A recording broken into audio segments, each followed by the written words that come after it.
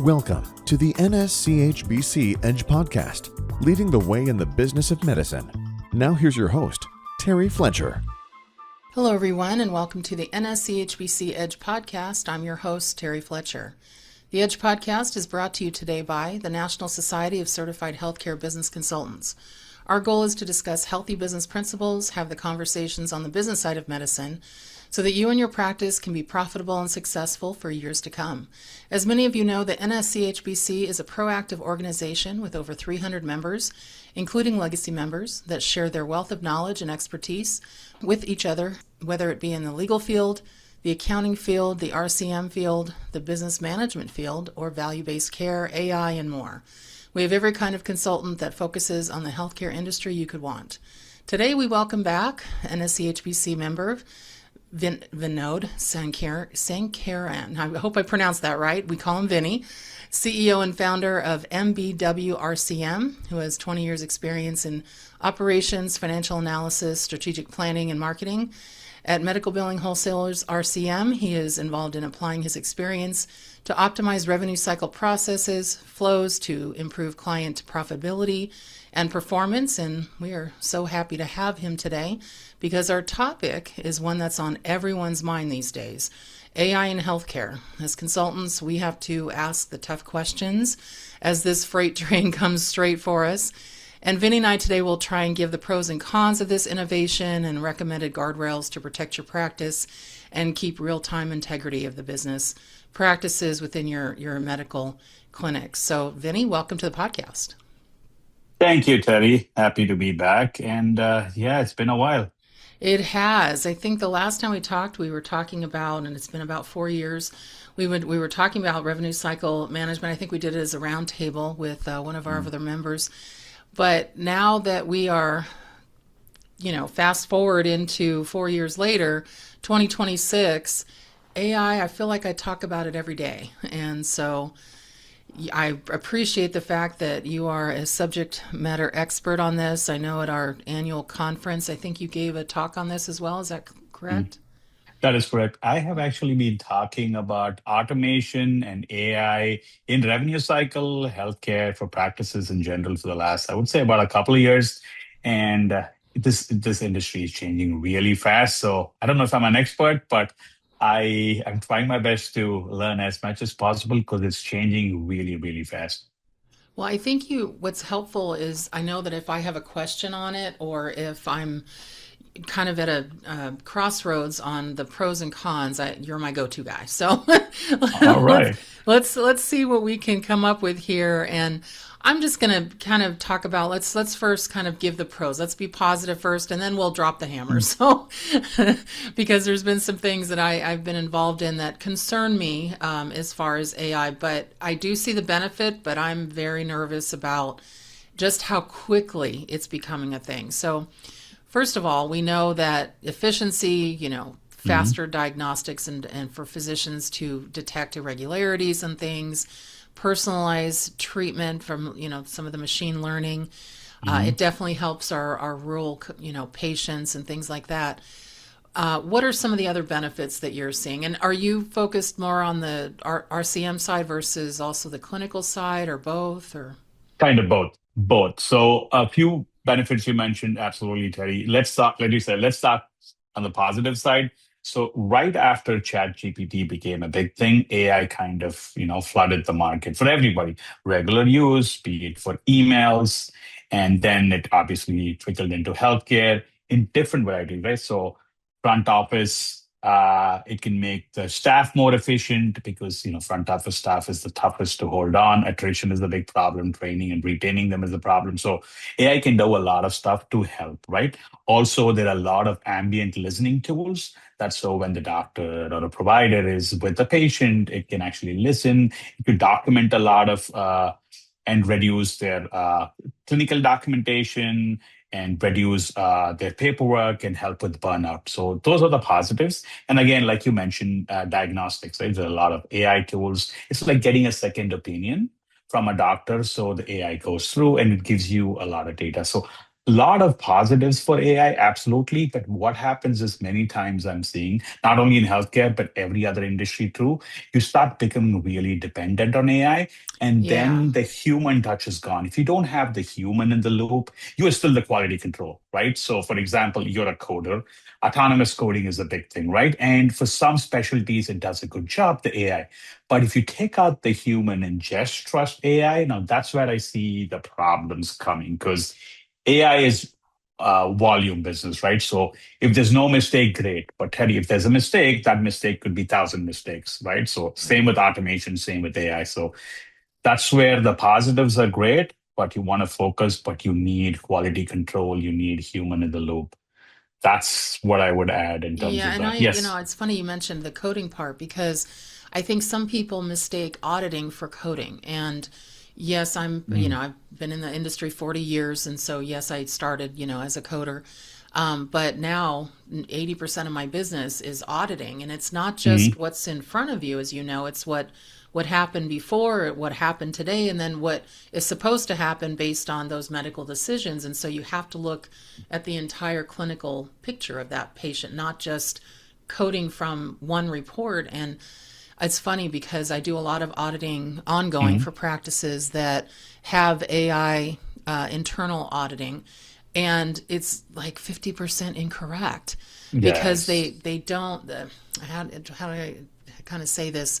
With love, but also I think the 50% that's correct is actually helpful, but it doesn't, the AI auditing portion or whatever, it doesn't have the specific specialty nuances. It doesn't have that Mm, human factor.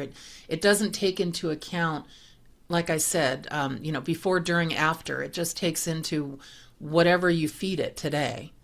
And it's mhm, interesting because some of the mistakes have actually, they're financially impacting the physicians, and not in a good way, both under and over coding.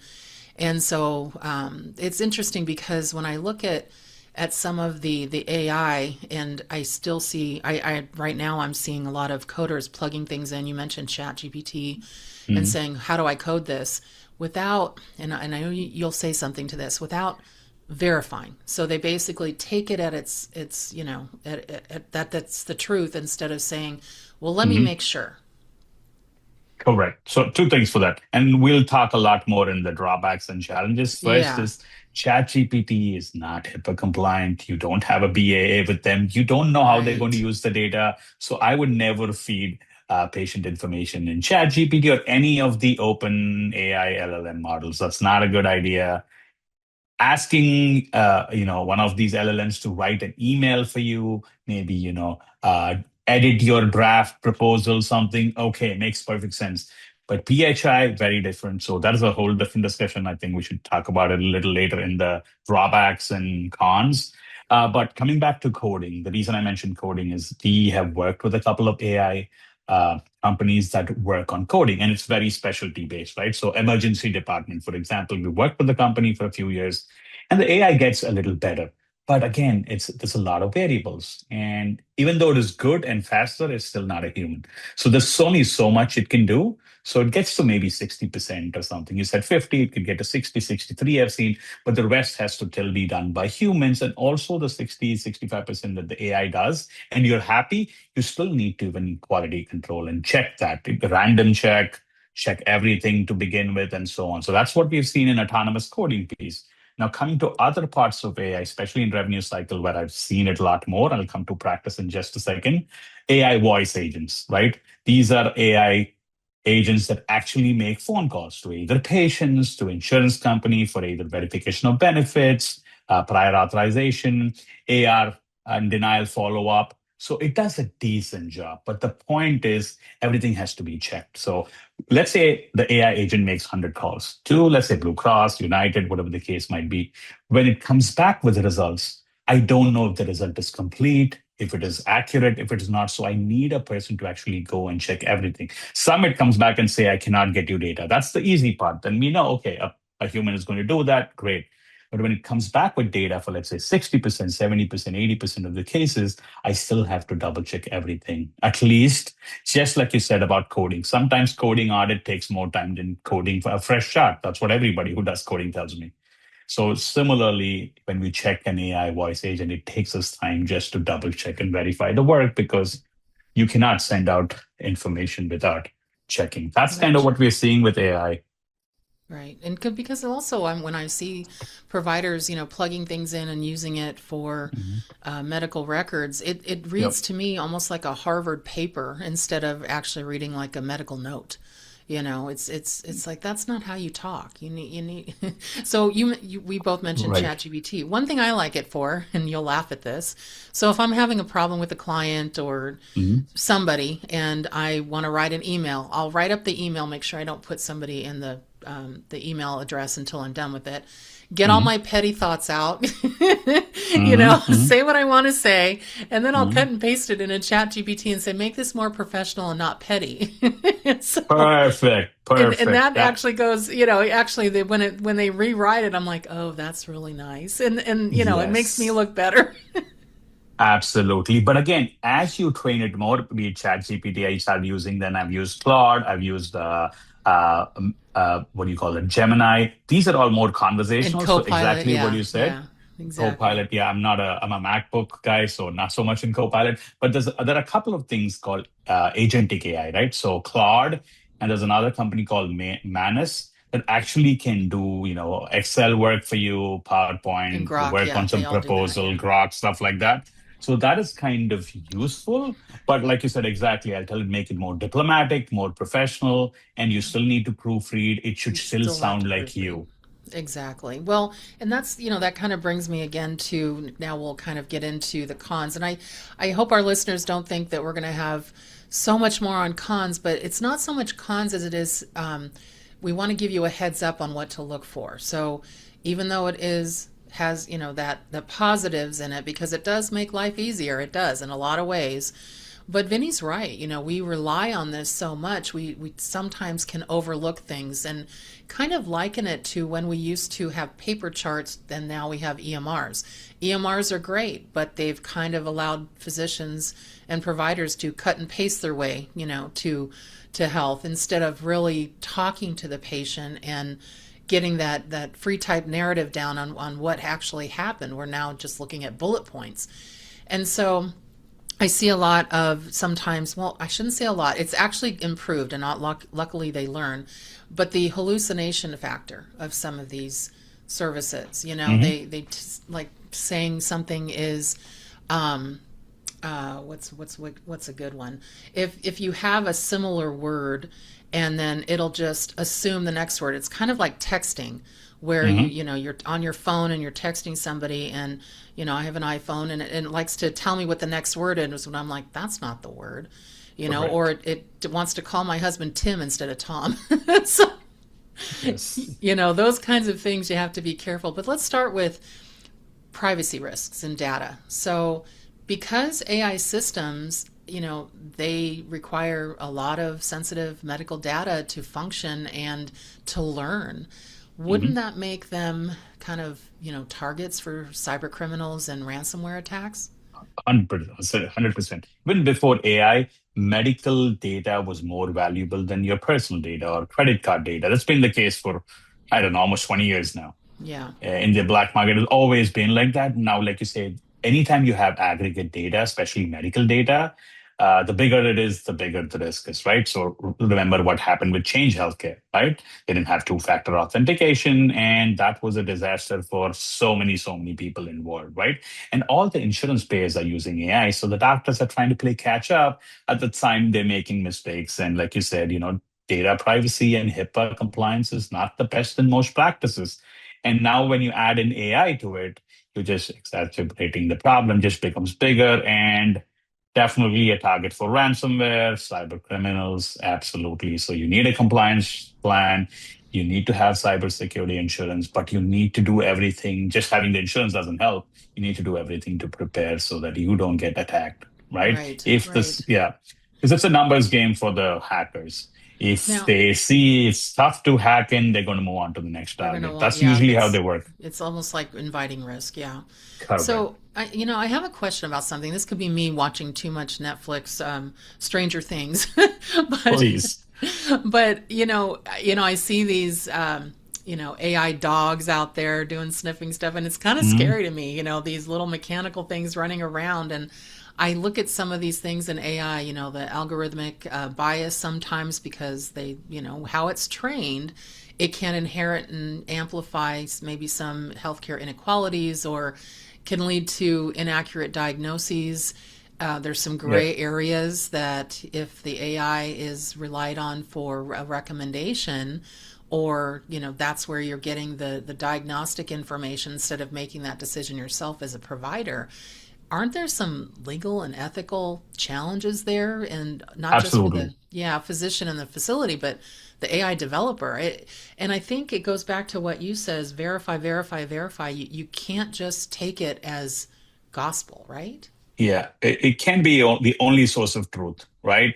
I mean, like Right. your EMR and your practice management could be, but AI now that is you can use it as a sort of two things I want to say on this, Terry. So one is AI governance. The U.S. government specifically is trying to not curb innovation because U.S. is number one in AI. You see all the investment going on, SpaceX, and you have OpenAI, and you have Cloud, and all that. So they are trying to walk a balance, right? Europe has its own benchmarks. That's what the whole world is kind of frameworks they're looking at. So there's no law per se. The states are all doing their own things. That's in terms of legal. We'll come to that. In terms of bias, so there's actually a class action lawsuit between uh, against United because they used an algorithm for acute post-acute care, and that algorithm denied 90% of the claims. And Whoa. when it was done, when there was appeals, almost 85% of those were repealed. So obviously there was a big bias. That's just one bias, right? It could be Right. demographic bias, sex bias, race bias. It could be a combination of everything. So 90% were denied. And that's a big deal. So there's a big class action going on in That is a United. big deal. People are saying that that is going to be like the benchmark for AI cases going forward.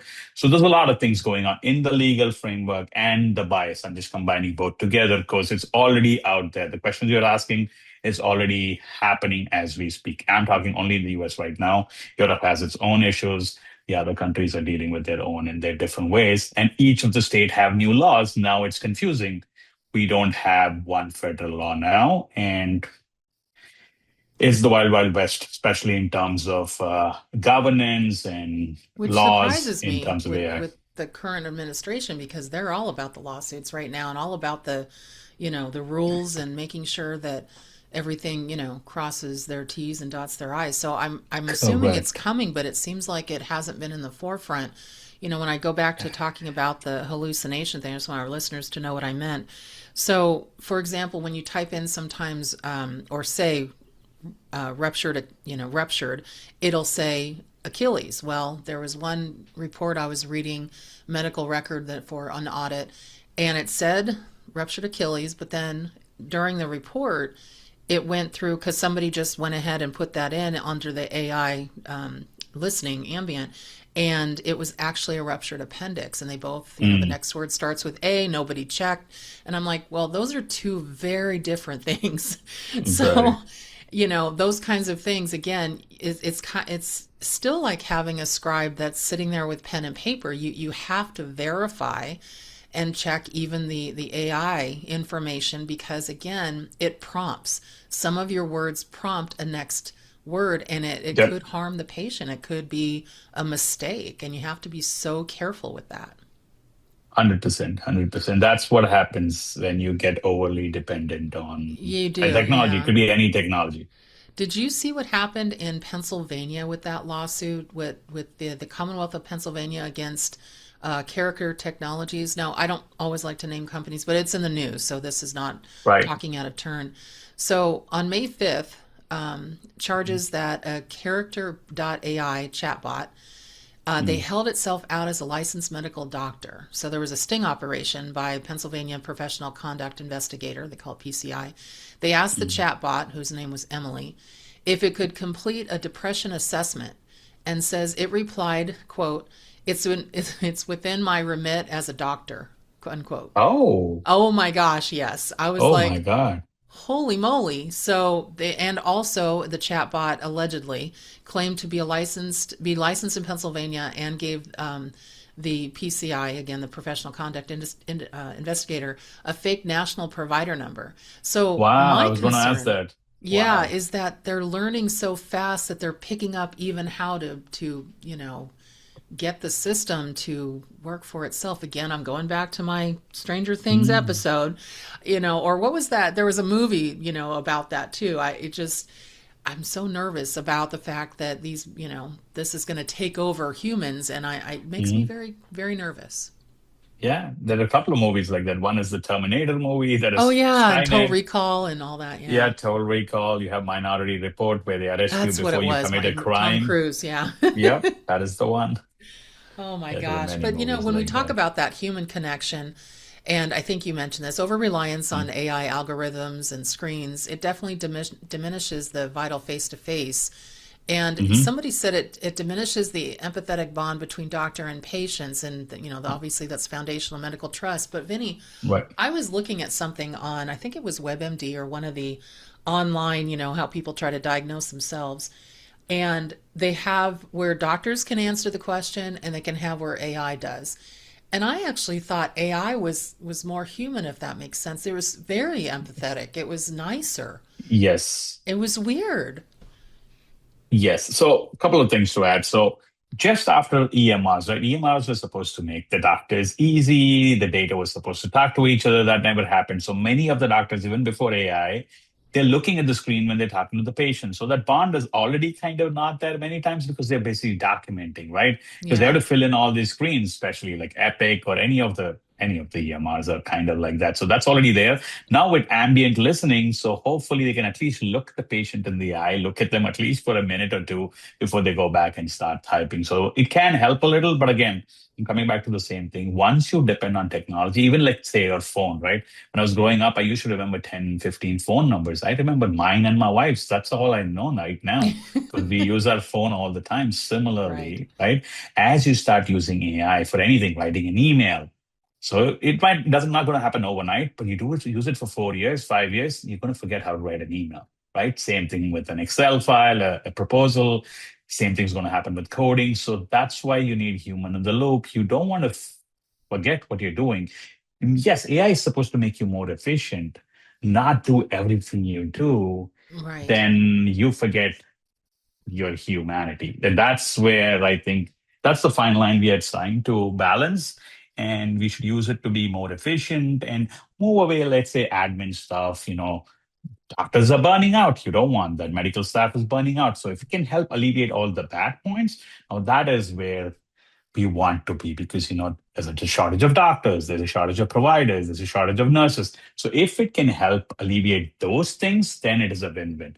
But right now it's still, I think people are still experimenting to see where it is a good fit. Some people are overusing it and some people are scared and they're not touching it. So that's Right. kind of where we are with Got to have AI, some both in balance. terms of the practice and with RCM. Yeah. So, one of the things, and just switching gears a little bit, that I find that it's most used, and that's with the ambient listening or the Mhm. ambient scribe. So basically, the Right. doctor can have that one-on-one with the patient and not worry about always being on their pad Mhm. to put things in, or like before they used to be looking Mhm. down to chart all the time. But Exactly. here's my concern with the ambient listening and this and the scribing is that I didn't realize this until it happened to me, is that there is a popular and convenient always on mode. So you walk into a doctor's office exam room, and let's say you come in with your husband or your spouse or your partner or your kids, and you start having a conversation that is not clinical, has nothing to do with anything, Yep. but you're talking about things that really are nobody's business, and you're in a closed space. But do you have an expectation of privacy? Well, it doesn't seem like now, because they're Mm. talking about things that could possibly be a problem. And I know I was asking my personal physician about this, and he says, I don't know. Well, then my next visit, he goes, I went and checked. He goes, you're right. He says, we could Hmm. hear what people are having for dinner that night. He goes, unfortunately, the ambient scribe also scribed something about something a person was doing at their job that nobody should be doing. Hmm. And Oh, I'm yeah. like, oh no. So make sure that, first of all, and this is to our listeners, if you're using ambient scribes, you have to make sure you have consent. Not just consent that you can use it, consent that the patient understands that the information could be sent to a third party for information for learning. And then there's a possibility you could start getting all these ads to your phone Hmm. or to your email or whatever if they pick up this information, for orthotics or for DME or, if you, whatever Yep. you talked about, they're going to try to market you, things.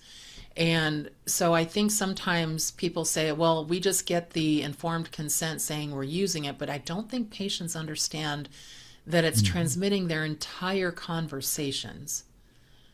I don't think they do. I don't think, like you said, it's mostly auto on. You have Yeah. to go and actually turn it off. And it's the same thing, like when if you have Alexa or Google Home, it listens to everything. Oh Sometimes my your God, it phone does. does. And you Oh, talk about something, let's say, are you talking about trip or you want to buy something? Next, in 10 seconds, an ad pops up, right? Same I know. logic. It's Amazon's creepy, like, I but that's heard what you. happens. Right. Exactly, Right. Well, exactly. and That it's was with it's shopping. Now it's with the health, now it's medical with records. healthcare. So. Well, and how many times my husband and I've been sitting there, we're watching baseball or a show or something. He has the iWatch, and all of a Mhm, sudden he'll hit it, and I'm like, "Why are you hitting your hand?" He goes, "Because it just told me mhm, to breathe, and it thought you asked it a question, and I had to tell it you mhm. didn't." I'm like, "Is that listening to us?" He goes, "Apparently." So Pretty much. I'm just like, "Oh my gosh!" Even in my own house. So I think Even in the that house. with all the positives of AI, and there are definite positives, like you said, it's a great thing for staffing shortages, for Mm, burnout, for really, helping providers and patients too get answers quickly. But there has to be some safeguards, and I think mhm. until we have a federal mandate, you have to look and see what your states are requiring you to do, because like you said, states are on top of this for the most part. Right. But I think you also need to have a best practice.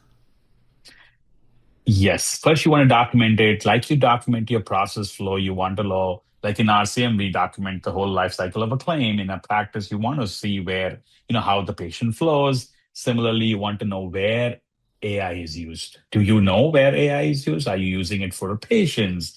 Are you using it only on your EMR? Do you have a third party tool? So it could be used in different parts of the practice. We at least need to be first aware.